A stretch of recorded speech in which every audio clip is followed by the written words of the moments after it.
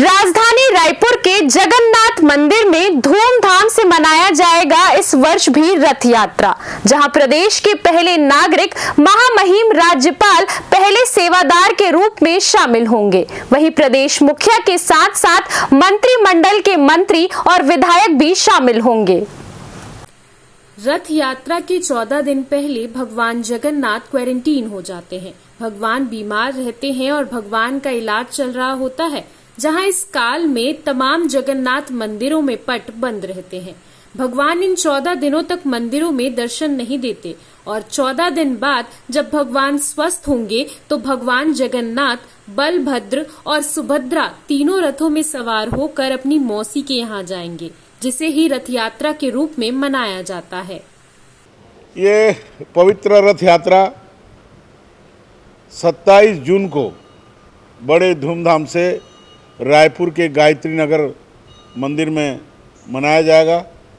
प्रथम सेवा के लिए महामहिम राज्यपाल महोदय, माननीय मुख्यमंत्री महोदय, सांसद महोदय, विधायकगण, महापौर और मंत्रीगण को भी निमंत्रण दिया गया है।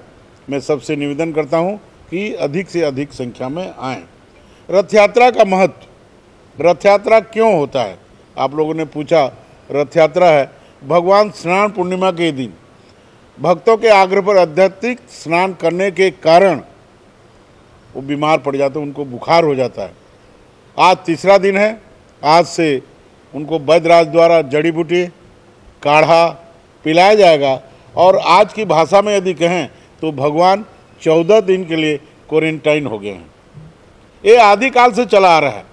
हम जब हमारे देश में कोरोना आया तो हम व्यथित हो गए थे, कंफ्यूज हो गए थे, परंतु आदिकाल से आयुर्वेदिक का इलाज क्वारंटाइन होना ही था, क्योंकि भगवान जो है मृत्यु में जगन्नाथ जी की संस्कृति मनुष्य की संस्कृति है। जिस तरह हम सुबह नहाते हैं, ब्रश करते हैं, खाना खाते हैं, चाय पीते हैं, नाश्ता करते हैं, भगवान का उसी रूप में ही पूजा पाठ पूरी में होता है, स्नान ध्यान होता है, भोग लगता है, नाश्ता करते हैं, दोपहर का भोजन करते हैं, रात का भोजन करते हैं, फिर विश्राम करते हैं।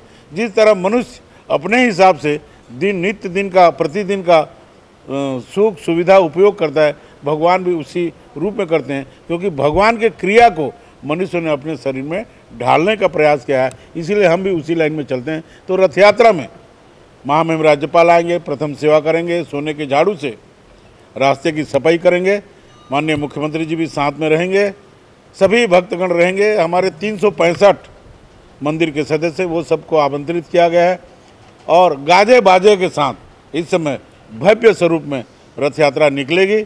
और रथ यात्रा का जो महत्व आप लोग पूछ रहे थे, भगवान अपने भाई बहनों के साथ बीमार से उठने के बाद मौसी के घर जाते हैं और अंतरंग की बात आप बताएं तो भगवान अपने सिंहासन छोड़ के भक्तों को दर्शन देने के लिए बाहर निकलते हैं, ताकि जो लोग मंदिर प्रवेश नहीं कर पाते, जो लोग मंदिर आ नहीं पाते, ये सब मुझे दर्शन करें, आलिंगन करें और दर्शन करते हुए मुझ में लीन हो जाएं, सद्गति को पाएं और भगवान के कार्यकर्ता के रूप में काम करें। इसलिए भगवान रथ यात्रा में निकलते हैं।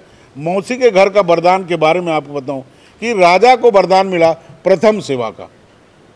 जब इंद्रदुम्न राजा पुरी के मंदिर का निर्माण हुए तो भगवान प्रसन्न हुए, बोले वर मांगो, तो उनको प्रथम सेवा का वरदान मिला। प्रथम सेवा माने उनके मंदिर के भीतर का साफ सुथरा करना, रास्ते की सफाई करना, ये प्रथम सेवा है।